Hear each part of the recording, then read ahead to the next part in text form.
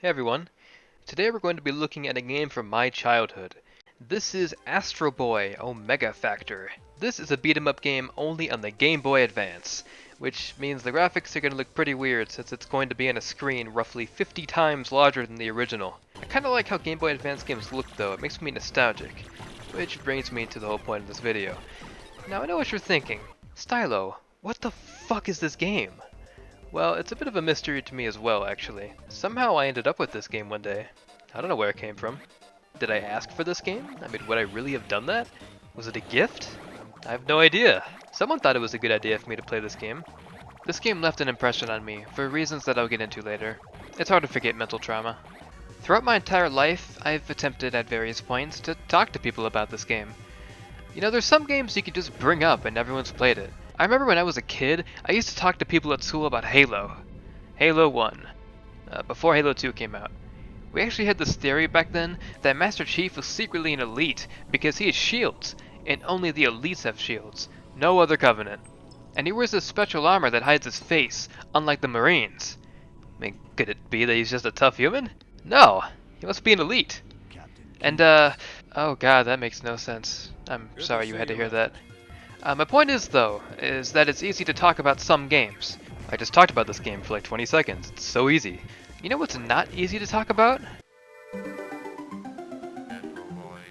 It's got good reviews! I don't understand it. Why didn't anyone play this game? Okay. We need to calm down. We're only 2 minutes into this video. We've got a long time ahead of us still. I won't lie. I don't know much about this game. All I know is that this game was released in 2004. The best year for games, by the way. And I guess somehow I got it. I was like 6 when this game came out, so I guess that's when I played it. Now I think the other thing you might be thinking is, Stylo, this looks like a kid's game. Why were you playing kids games? And I agree. There is rarely a good reason to do so, even as a kid. I learned pretty early on in my life that all the cool games have guns in them. This game kind of has guns, but I don't really count these. So, this is a kid's game then, right? And it's not cool? Wrong. I can guarantee that this game will not be what you expect. This is not a kid's game.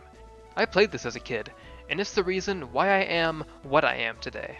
I mean, look at this title screen. It looks so happy, right? Like the art style, the music.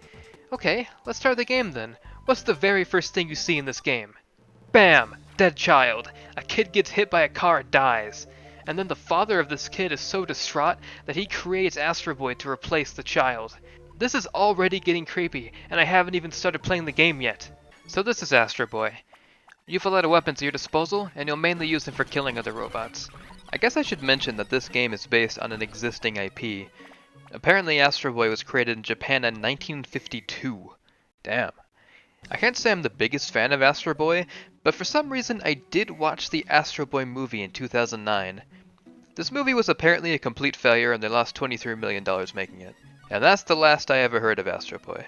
So I'm in the tutorial, and naturally I've got some questions about everything. I'm gonna skip the dumb questions like, where even am I, and focus on genuine questions. So Astro Boy is a self-aware robot.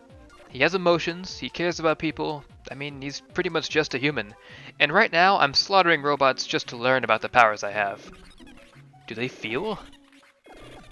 I know what I'm feeling. So in this game you get stronger by meeting people. That's it. The system always confused me as a kid. In most other games you get better stats by murdering all the animals of the world. This makes sense to me, you could do this in real life. It's perfect. Now how does meeting new people make you stronger?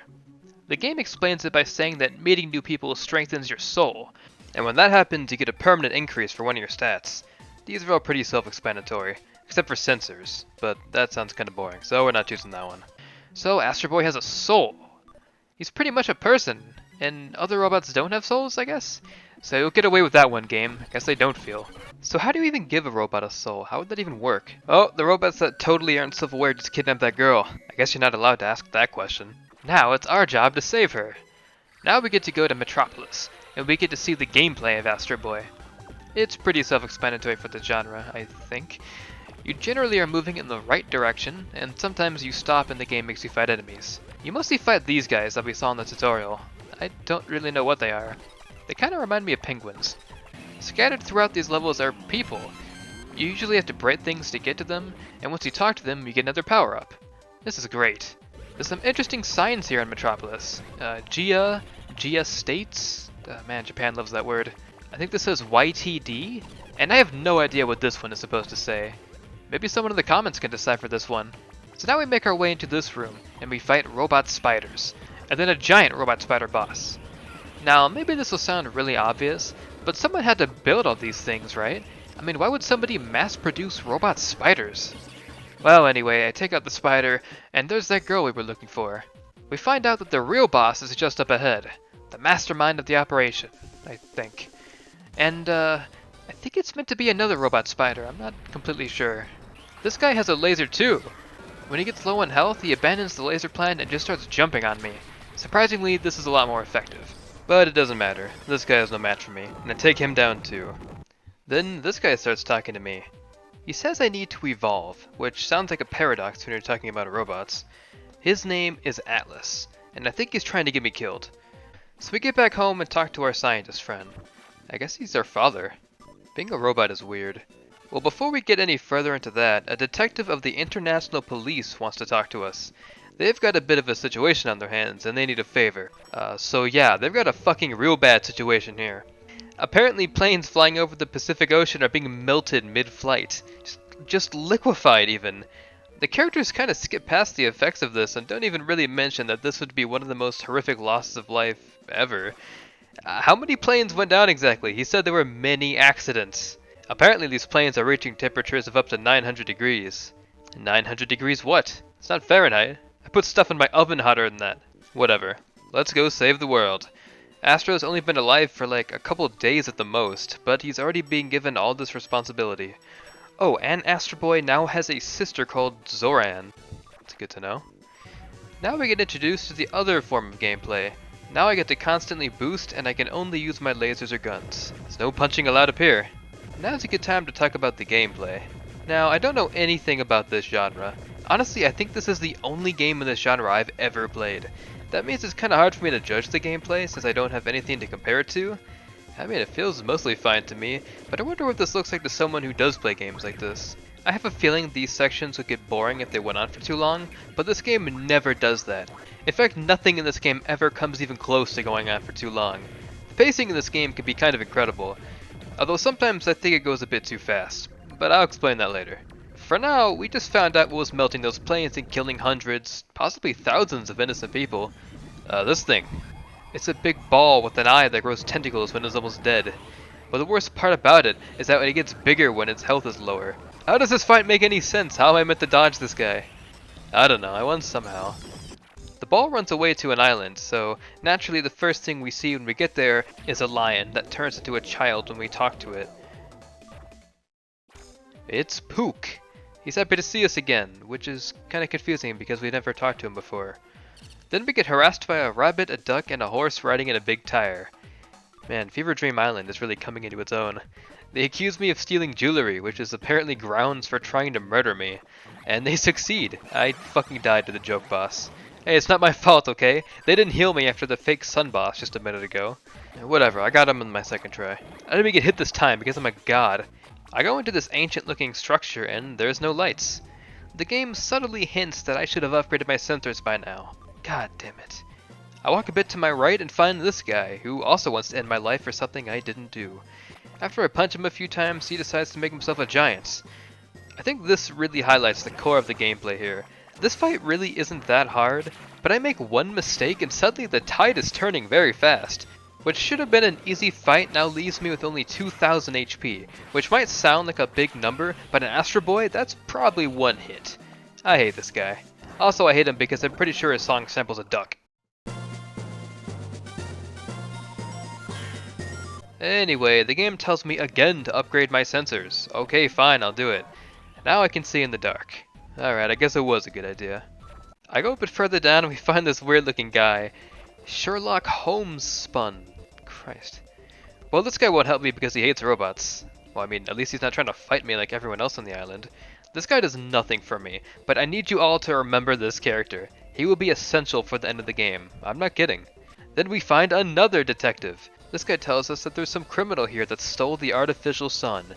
Created for the settlement of Pluto from the Science Ministry? What? What does any of that mean? Astro's face is perfect for this. That was probably my reaction too as a kid. If you punch this ancient, probably priceless statue, it opens a door. This must be V3. What the fuck is V3? Anyway, we go on for a while and we find the criminals. Astro surmises that this hole must have been created by using the artificial sun. This doesn't make any sense to me at all though. How do you dig a hole with fire? I assume it would have to be pretty spot on if it was to work, but we learned earlier that it's not because it's murdering planes. Or at least I assume the murdering of planes is by accident. I mean, why would they be destroying planes? I wonder what they're talking about. I'll amplify my hearing by 1,000 so we can hear them. It's Pook again! So these criminals found a kid robot that could transform into animals who was apparently just sleeping here, and they are just having him steal money and jewelry. Who is he stealing from even? We're on an island in the middle of nowhere. Is he like taking flights to cities and stealing from people? Anyway, we have to fight Pook now. I don't know why he doesn't just say no to fighting Astro. He clearly doesn't like working for a criminal in the first place. We could have made an amazing team, Pook. Pook puts up a pretty good fight, I can't lie. But I add him to the list of people I've beaten without really knowing why I'm doing this. He tells me to save Moo, which makes no sense to me. Astro tells him not to give up, which is somehow even more confusing. Does he mean don't give up on your life now that I almost killed you? I guess so. These criminals try to run away, but then all our friends from earlier show up and arrest them. So there we go. Case closed, the world has been saved. So now we're going to the moon, because everyone wants Astro to solve their problems. Yeah, the moon. You know, that satellite orbiting the Earth. This guy's moon facility has been taken over by robots, and they took his son hostage. And for some reason, they want Astro in exchange for their son. Does that mean we're going to see some negotiations? No, we're fighting the same robots again. You get to see a pretty accurate layout of the level before you go into it. You guys can see firsthand that this design is insane. What exactly do you guys make here? So this was my favorite level as a kid. Look how high you can jump here. This is awesome. Every game should have a moon level. And if you jump really high up, you can find this secret person. He's a prototype of a new robot. They should be finished by 2015. Holy shit guys, we made it! So we make our way through this facility and find this thing. It's a goblin-shaped roboid? Man, that really wouldn't have been my reaction. I would have said, holy shit, this thing's dual-wielding lightsabers. Then we get to the steam room, and I can't see shit again. Yeah, I'm feeling really glad I upgraded those sensors now. So if you punch right here, I mean, I don't think there's any visual indication whatsoever, you'll find this person. What the hell even are you? Alright, I think I need to give at least some explanation of what's going on. So from what I understand, Astro Boy Omega Factor is not just a game, but a tribute to many of the characters created by this person, Osamu Tezuka? Sorry if I mispronounced that, I don't know. He was a huge deal in Japan, and apparently people considered him to be the Walt Disney of Japan. A lot of the characters in this game are from previous works of his. You can check this too in-game by reading the character descriptions. Apparently this weird looking thing is from 1951. Who knew? So what does this mean for Astro Boy? Well, a lot of these characters we've been finding have nothing to do with the story at all, and pretty much make no sense. I guess you could call them Easter eggs? But you're meant to find them. I don't know. It's interesting that they didn't attempt to unify the art styles for all these characters. I mean, this is the most clashing example in the game, but we'll see more later on. I don't think I've seen a game do that before. I guess if you knew what these characters were from, then it would probably be pretty fun for you, but I was a kid when I played this and I had no idea what was going on in the story. This game was approaching Fever Dream levels I could really only compare to Kingsfield. So no, aliens are not a part of the story. At least, I don't think so. So let's get back to the game. We go a little bit further into the facility and we find Daichi. But things aren't so simple. It turns out that this isn't Daichi. Or it kind of is. It's a similar backstory to Astro Boy. Remember the leader of that moon facility we saw earlier? His son died in some accident too, so he was recreated as a robot. Now who is this robot, you might be asking? It's Atlas. And this time, he wants to fight. Atlas has a pretty cool design, cool attacks, and an awesome song too. His only drawback is that he makes these weird sounds when you hit him. And also, he's actually not that hard at all. After we're halfway done beating the shit out of him, he talks about how he's happy to see that I've gotten stronger. Not because he cares about me or anything, but because he wants to evolve. That's still not how the game works, man. Maybe he has a normal XP system and I don't. Oh, he reveals the ultimate plot twist. This man, the man I called our father, didn't actually create us. Apparently, someone called Dr. Tenma did, who I don't think we've even seen yet. He created Astro Boy and Atlas so that they would both gradually grow stronger and eventually rule the world. Dr. Tenma told Atlas that if Atlas beats us, then he will become the ultimate evolution. Yeah, well, we're not just gonna let that happen, are we? We start phase 2 of the fight, and Atlas has a laser constantly shooting out of him. You might also notice that his other attacks are the exact same, and he still has very little health. This leads me to ending phase 2 almost as quickly as it began. Then we have more plot. We have an artificial hibernation capsule holding this woman. Atlas thinks he recognizes her, but he can't remember, and then he just runs away. Then we get a scene with Dr. Tenma talking to himself. I guess he was watching the fight, just like you. Were you also disappointed with the fight? Hey, hit that like button if you're not. So, Dr. Tenma thinks Astro would have no chance against Atlas in a real battle, even though I made it look real easy just a minute ago. Apparently Astro isn't strong enough because he hasn't yet experienced sorrow and bitterness, which apparently makes you stronger in the long term. Yeah, this rooster looking guy is a little bit emo. But yeah, mission accomplished. I almost forgot why we're here. Things just don't seem so simple anymore, do they? Now we're going to the Antarctic, because the president that just got elected there is a robot, which has never happened before. He wants to see us. So now we get on the Marine Express, which is an underwater train that goes all the way to the Antarctic. So this is what I'm kind of talking about when I say the game can go a bit too fast with its pacing. We just learned so many plot essential things in such a short moment. Number 1, there is an entire country and the Antarctic built by robots. I mean, sure, why not?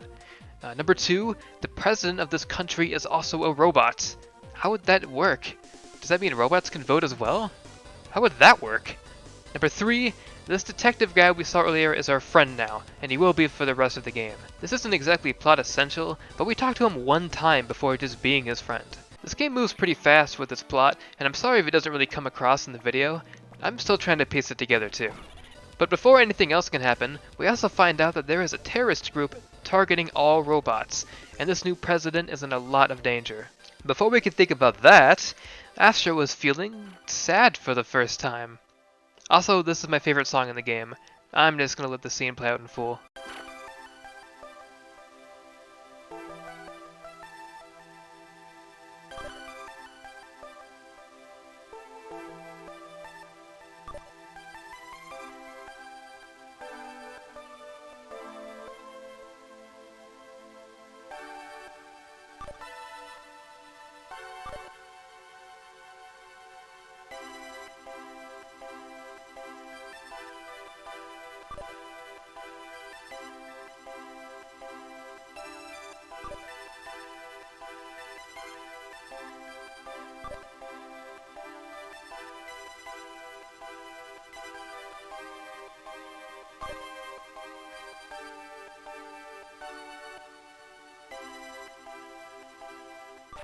So, how's this for not being the game you expected? It looks like a silly kids game, but it actually has kind of a mature story. This really caught me off guard when I was replaying the game. The story really plays fast and loose with regards to what scenes it includes. I really wish this game had more dialogue, but the scenes it does have can be incredible. It was at this point that I was hooked on the game again, and I had to see what would happen. I finished it in one sitting. This game had started off funny and childish to me, but the story had matured into something better. Which is exactly what's happening to Astro! Holy shit, this game is secretly genius. It's not easy for a Game Boy game to impress me with the music. Few games can pull this off for me. Kinda makes me feel sorrow though, that the music is so low quality, but I'm sure they did the best they could. Throughout this game I kept thinking to myself, how amazing would this be if it wasn't a Game Boy game? Imagine if this was like a PS5 launch title or something. Come on Sony, what are you doing? We'd all buy that, wouldn't we? Wouldn't we? Oh, finally, we've arrived. That was kinda starting to get weird. We've made it to the Antarctic, and are immediately greeted by the new president. He's really proud of what we've done. Yeah, I guess we have saved the world a few times now. We cried on the way here, and we've done a lot in the past few days. We also meet a bunch of characters. So this is Duke Red, the international counselor. This guy loves robots. He introduces us to his daughter, Nuka, who kindly tells us that terrorists are attacking the site! They don't want to have a robot as a president. They want him dead. And any other robot as well, including us. After fighting a few of them, we find that girl again, who we find out is also a robot. I've seen a lot of those these days. Astro has another emotional moment because he has a crush on a girl for the first time, although the scene is kind of funny to me. I like the idea of him opening his eyes and seeing this old balding guy instead. We start chasing after the leader of the terrorists, murdering dozens of evil henchmen along the way. We finally get to him and defeat him, only to find out that it was a fake. This guy tells us the terrorists themselves are going to use a robot to kill the president. Carabs, the world's largest tank robot, developed in France. God damn it, France. But now we have to fly back again, which means we have to murder dozens of more people just to get there. I'll spare you the horrors of war, and I'll take you straight to Carabs. France is apparently very good at making robots because this guy destroys me in my first fight. Anyway, I take him down and it's mission accomplished again. I have saved the president's life. So when we get there, the president is having his inauguration speech, I think? He starts talking about how he's proud to work together with humans, and then he blows up. Yeah, I guess we never did find that real terrorist leader after all. Oh my god, look at this guy's chin. Now we have to avenge the president. This leads to a chase as the terrorist leader steals that train we were sat on earlier, and somehow ends up with a boss fight against the train itself. Although I don't know if I'd really call it a boss fight. This is by far the easiest boss fight in the game, if it is a boss fight. I mean, it can't do anything to me. Now it's our turn to board the train. We fight some more angry guys and find our friend here. He's not really doing anything since he isn't a fighter, but he's here for moral support, I guess. Now it's time for the epic boss fight against the leader, Dead Cross. Ooh, that is just the coolest name ever. And he's got a roboid with him, goblin-shaped even. Well, again, this boss fight is pretty easy.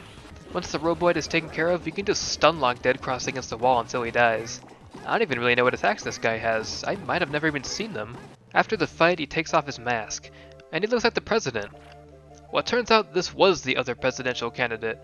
So this guy's story was that he was running for president in the Antarctic originally.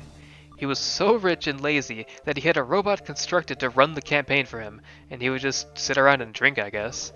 The first problem was that his campaign was extremely anti-robot. The second problem was that his robot doing the speeches was sentient. I think you know where this is going. So the robot just decided to run for himself instead, and by some miracle he managed to actually win. I don't really get how any of this would work, but it's fine. This made Rock so angry that he became a terrorist, and I guess he succeeded too. The president's gone. Then things start to get really weird. Instead of just taking this guy back to the authorities like you think would happen, the train magically disappears and we end up in like ancient Egypt or something. The first person to talk to us is literally Dracula, and the leader of this place is called Shiraku? This guy has magical powers that he uses to abduct people from the future and makes them his slaves. I don't know what is happening anymore. But before anything bad can happen to us, Pook appears and rescues us. He takes us to a castle. I mean, we don't ever get to see the castle, but I think we're meant to be at one. The princess here thanks us for risking our lives to save Pook, which I think is kind of the opposite of what really happened. But then Pook responds as if she thanked him. I'm going to say the translation team probably just messed up that line. So it seems like we're stuck 30,000 years in the past in the Mu Empire right now. They also have robots here, which is interesting. Again, how the hell does that work? So, the only thing we can do is go fight Shiraku and try to get back. I don't really like this part of the game. The story goes a little bit crazy here, and there's just something about desert levels I never seem to like. Although I don't think you actually see any sand at all here, which makes me question if this even is a desert level, but it looks like it would be one. Also, this part of the game sucks. I have to avoid these like giant circle boulder things, and it's really hard. You can't kill them, you can't jump over them, you have to time your boost to go through them, but not too far so that you won't hit the next one. And these ones, well, I'm still not really sure how you're meant to avoid them. So after a lot of fighting, we make it to the boss fight. This will be a battle between psychic powers and horsepower. There we go, that's the best line in the game. So, perhaps unsurprisingly after the last few boss fights, this guy is pretty easy too. He mostly just tries to hit you with a stick, which isn't very effective since I can just fly away and constantly shoot him. He's dead. He tells us that his only desire is Pook. What? It's weird. He doesn't seem too worried about dying because he has a magical potion. And what does that potion do? Astro has no clue. So 3 entire months pass of living in this hellhole, and Astro somehow has figured out how to return us back to the present. He calculates the time-space points Shiraku distorted. I don't know what that means, or why that lets us go back to the present, but there we are. Rock decides he wants to stay here because he's a wanted man in the present, because he murdered the president. I don't know, personally, I just can't move past that. I wouldn't just let him get away with this if I was Astro Boy. So we make our way back to the present, and things are looking a little bit different these days. Yes, things are looking very different. It turns out Astro didn't do such a great job of bringing us back after all, because we are 5 years in the future. And in the past 5 years, there has been a war waging between humans and robots, because the robot president was killed, right? And it seems like the robots are winning by a lot. Also, a little anecdote here, 80% of the world has been totally destroyed because of the war, but the robot leader, Shadow, doesn't seem to care too much about that. He's gathered the world's 5 strongest robots here, and he wants Astro to join them in destroying the rest of the humanity before enslaving any remaining survivors. Astro doesn't want to do any of that. He has a human soul after all, remember? I think he can empathize in ways these guys can't. So now we have to fight the 5 world's strongest robots. The next section of this game is literally just back-to-back boss fights against these guys. So the first boss we have is called North, and he has this really annoying first phase where he just sits there and blocks your attacks. You have to time your punches to actually do any damage. If you try to use your actual good attacks, he counters you pretty hard. Once you get past this nonsense part of the fight, he's pretty easy though. I use my tactic of spamming laser over and over again to win without really any trouble. Now we have the second fight. This guy is called Denkow? I don't really know how to pronounce this. It's not easy like that North guy we just had a second ago. But what is easy is this fight. He just runs away from you while constantly dropping mines. Sometimes he goes invisible, which you can deactivate by punching whatever this thing is. He does get faster with low health, but I don't think I've ever come anywhere near dying to him, ever. Next we have our third fight, which is Brontosaurus. This is the first hard boss fight here, arguably in the entire game. He can shoot lasers out of his chest, he jumps around a lot, and sometimes he likes to turn into a saw blade and wreck me. I was able to beat him with a lot of health left on my second try, but honestly I got kinda lucky with his attacks. See, you can only hit him in his blue spot, which only opens up after certain attacks. So what happens if he just doesn't do those attacks? Then it becomes a war of attrition. It's not hard to dodge these attacks, but he just won't stop doing them. Eventually he'll hit you, it's inevitable. Well, thank God I'll never have to worry about that again, except I will. The fourth robot here, Epsilon, isn't pulling any punches either. As soon as I start the fight, I get hit by a whale. I had a pretty easy fight this time actually, but I still think it's a hard fight. You'll know why later. I have a lot more to say about this later. And finally we have our fifth boss fight, Pluto. They definitely saved the toughest guy for last. His attacks will melt your HP if you get sloppy, and just look at his health bar go down. There is no easy way to win this fight. His lasers can actually wrap around his entire body. They hit me for like a fraction of a second and I've already lost a third of my health. He turns into a drone when he jumps, he can fire rockets at you, but the worst attack he has is when he just knees you. This attack is impossible to dodge, you just have to stay away from this guy at all times when he's not attacking. Despite all this, I'm still able to actually beat him first try, but not by much. So, that's it then. The world's strongest robots have been defeated. We find out that Shadow is actually Shiraku in disguise. He used his magic potion to travel to the future where he can control the world, or what's left of it anyway. Oddly though, he seems desperate for Astro's help. Even after we've killed his robots, he still wants us to join him. Now obviously we say no, but he doesn't want to fight us. There's something else he's concerned about. Something in the sky. There's a giant robot head in space called Death Mask, and it's going to pronounce judgment on all robots. And based on what's been happening to the world, what do you think the judgment would be? That's right, death. The Death Mask is going to kill every single robot on the planet for what they've done. Even Shiraku has no idea how to prevent this. Apparently, he's been traveling 30,000 years into the future for a while now, trying to gain control of the world, but he's always stopped by this thing. This hardly matters to him though, since he can just travel to the past and try again. But where does that leave Astro? Well, there's nothing that can happen. The inevitability of death is all that remains in the end. There's nothing coming to save you. The credits start rolling as we see the scorched earth in the background. All robots are dead, and at least to me, it seems that the humans aren't going to be around for much longer either. So, I think at this point you can see what I mean when I said this isn't really a kid's game. We've seen child death, political assassinations, and now the end of the world. What a game. But no, this isn't actually the end of the game. That would have traumatized me even more as a kid. We talked to the Phoenix, who tells us that we died. The Phoenix has been watching over us and our plight to save the world. If humans made robots to make themselves happier, and the robots themselves were happy to do that, then where did things go wrong? The Phoenix tells us to go find out for ourselves.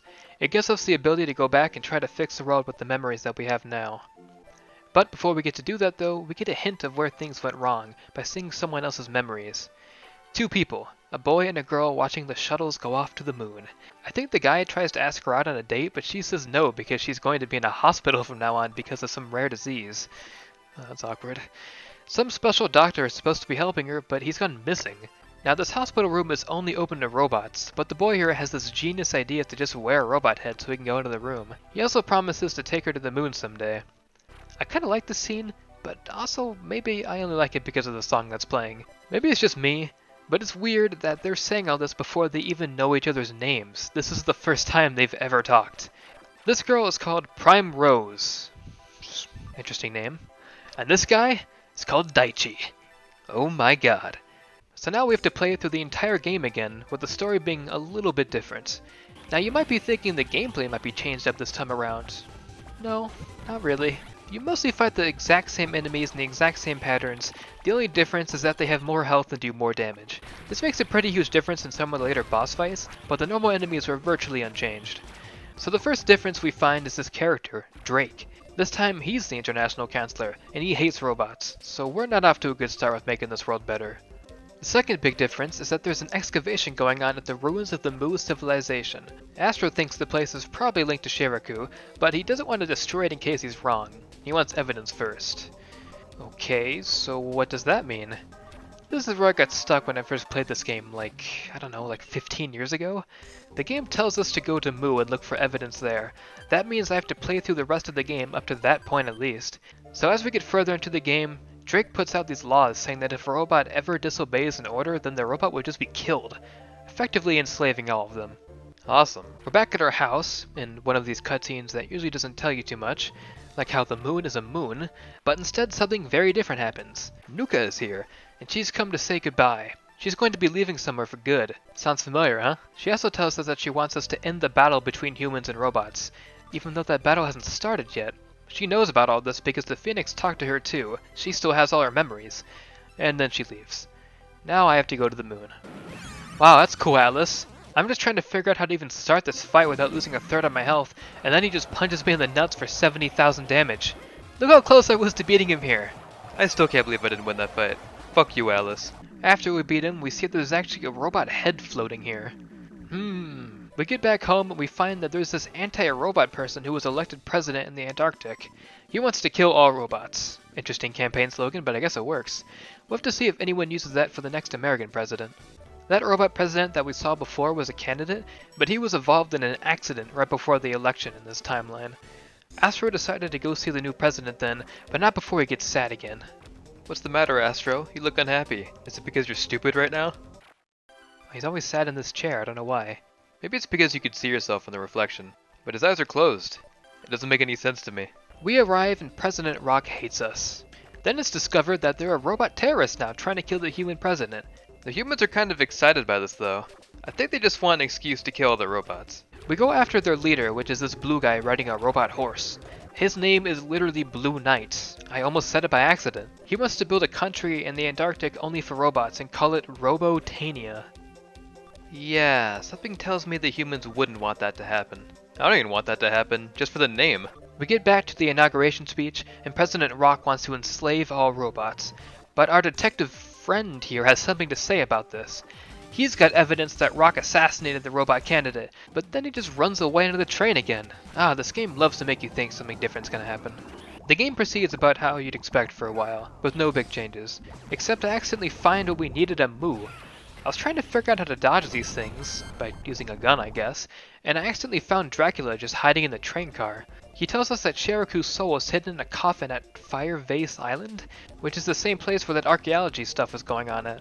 We fight Shiraku again, and he tells us that as long as we never solve the puzzle, this game will never end. Oh, I know.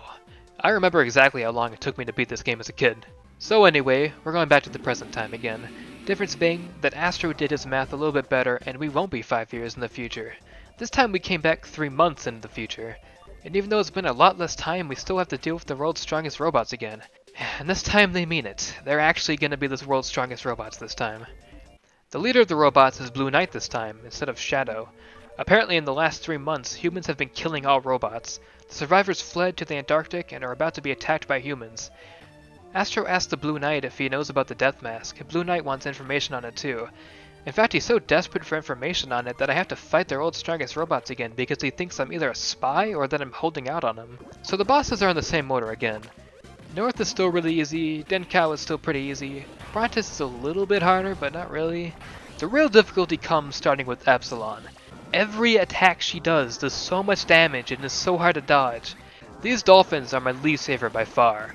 The last time we fought her, she had so little health that we hardly even saw her attacks, but now, I saw quite a few of them. Here I think I'm being clever by using my guns to dodge the dolphins since it makes me invulnerable when I'm using them. Then I jump up and BAM! The whale gets me. This happens a lot. Look at how much damage this whale does. Maybe the whale was the most annoying part, I can't decide. Is that or the dolphins? I have to jump so I can hit her, but she just spams whales. It does so much damage! I'm just gonna show some footage of the fight, so hopefully you can understand how bullshit this was.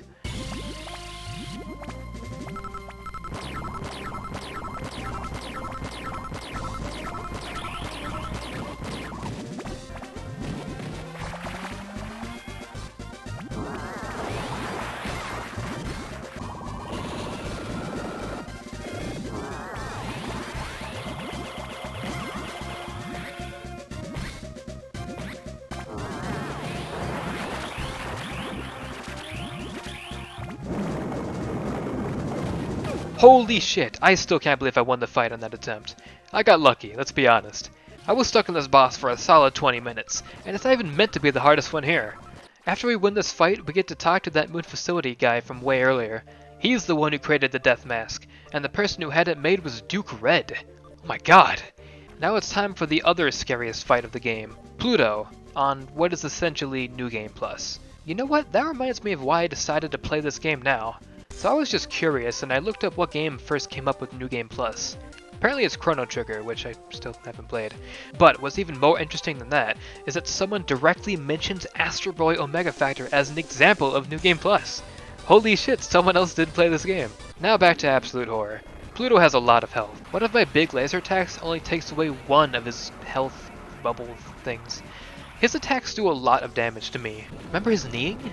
His knees are the worst part of this fight now. Like, whenever he does his laser attack, you have to get behind him, which means you have to get close to him, and then he just knees you in the face.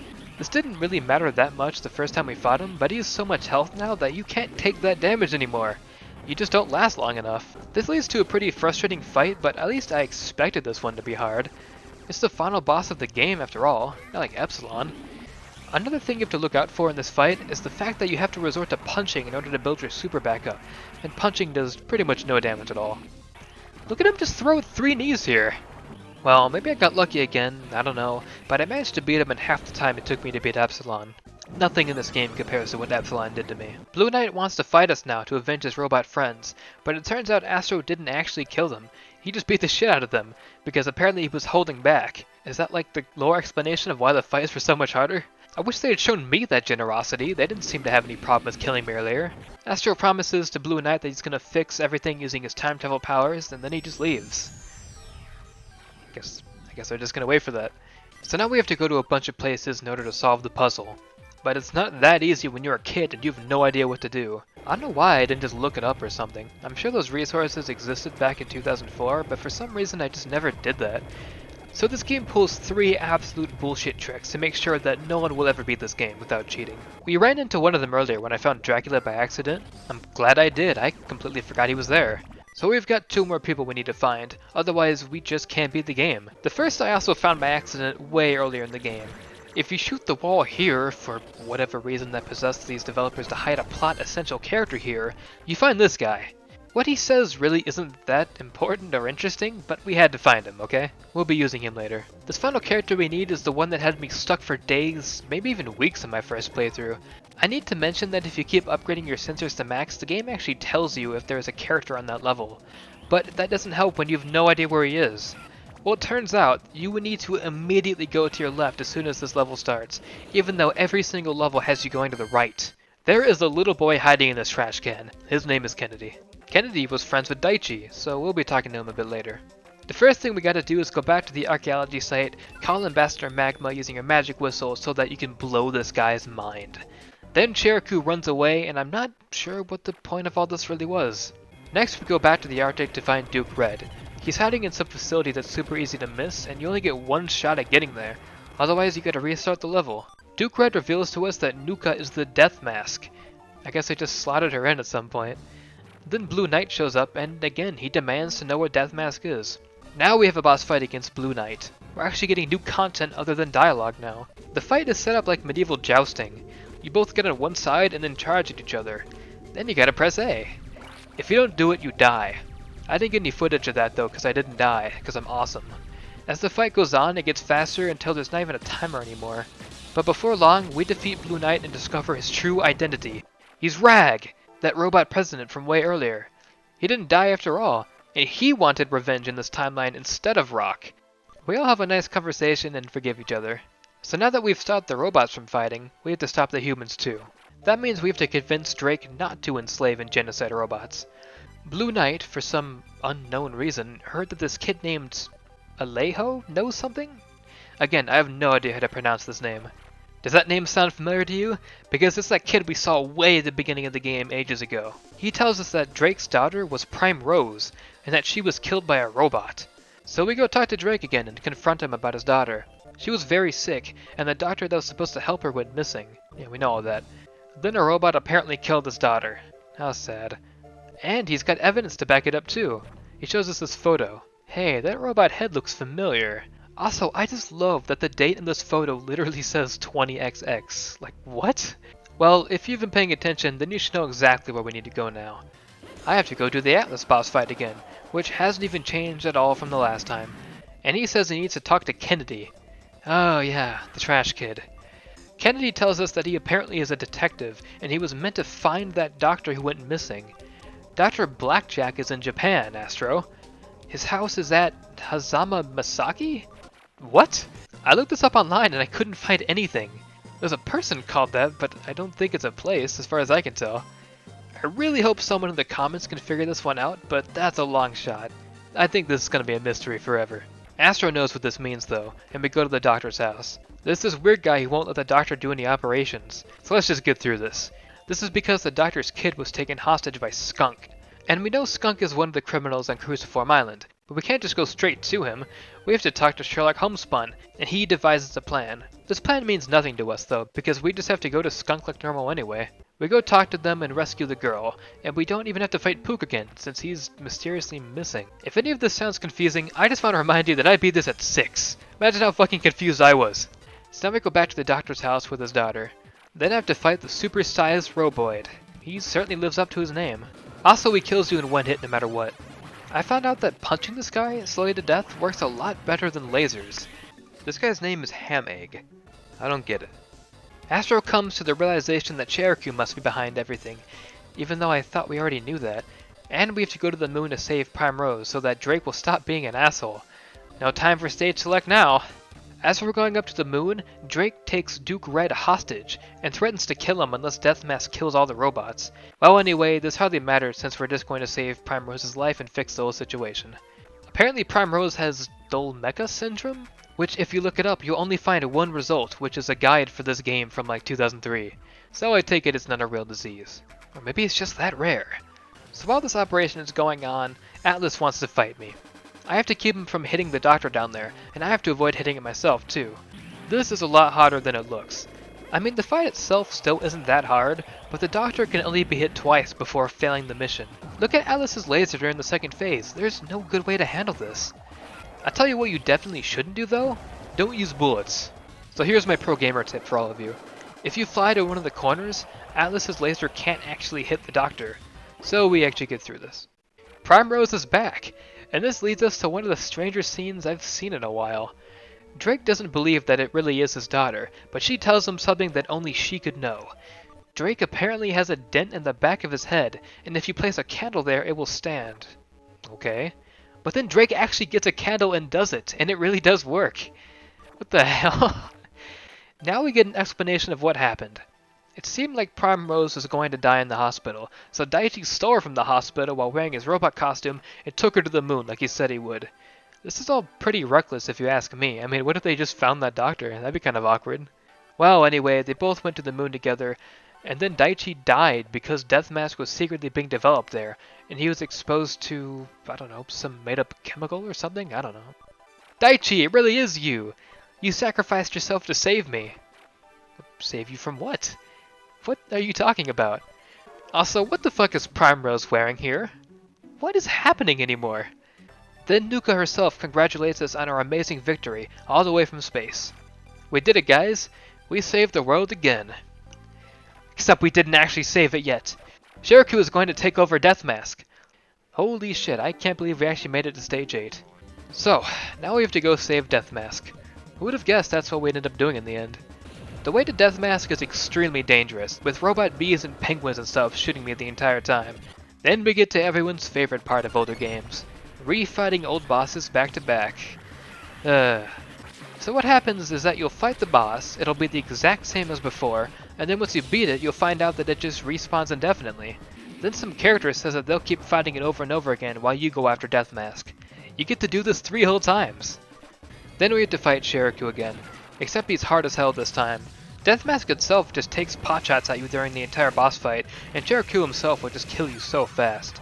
The frame rate gets pretty low in this fight, but it's a blessing in disguise because it slows down the game, and you need the extra time to dodge this shit.